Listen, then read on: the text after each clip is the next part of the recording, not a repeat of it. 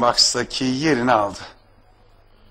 Hatta Patakam emrine girdiler. Start verildi ve koşu başladı. 4 numaralı Miles Altın startta oturdu. Yaklaşık 50-60 metre kadar geç çıkış yaptı rakiplerine göre sayın yarışseverler. 4 numaralı Miles Altın.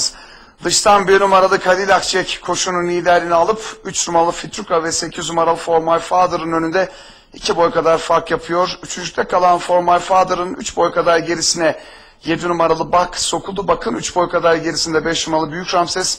1,5 boy kadar geride 6 numaralı Bir Güzel. Onun 1 boy gerisinde 2 numaralı Lamos. Yaklaşık 30 metre kadar geride 4 numaralı Miles Altıns'ı izliyorum. Koşunun son 1800 metre start dili geçildiğinde 5 boy kadar fark yaptı 1 numaralı Kadil Akçek. 3 numaralı Fitruko'nun peşinde yaklaşık 10 boy kadar geride 8 numaralı For My Father. 3 boy kadar geride 7 numaralı Bak.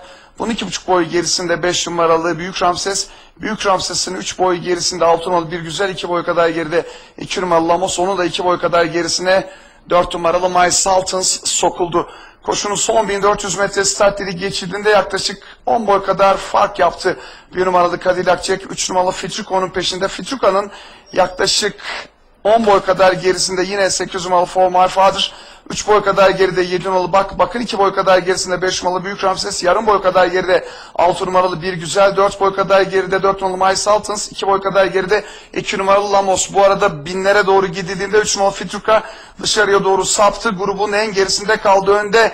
Yaklaşık buralarda 50 metre kadar önde 1 numaralı Kadil Akçek son 800'e doğru lider geliyor. Farkı ikinciliğe sokulan 5 numaralı Büyük Ramses 800'den sonra azaltmaya başladı. 10 boy kadar gerisinde şimdi 1 numaralı Kadil Akçek'in 12 boy kadar gerisinde 8 numaralı For My Father.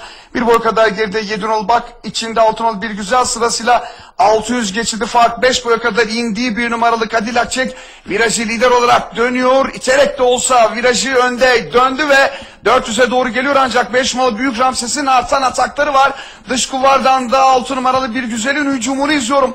Son 300 geçildi de 1 numaralı Kadil Akçek'i ortadaki 5 numaralı Büyük Ramses. Büyük Ramses'i de 6 numaralı Bir Güzel yakaladı. Son 200'e doğru 6 numaralı Bir Güzel ve 5 numaralı Büyük Ramses önde kapışmaya başlıyorlar. Son 150 metre içerisinde Bir Güzel ve iç kulvarda 5 numaralı Büyük Ramses mücadelesinden şimdi bir boyun kadar fark yapan Büyük Ramses galip çıkıyor ve kazanıyor. 6 numaralı Bir Güzel ikinci, 1 numaralı Kadil Akçek üçüncü, 7 numaralı Bak da dördüncü oldu.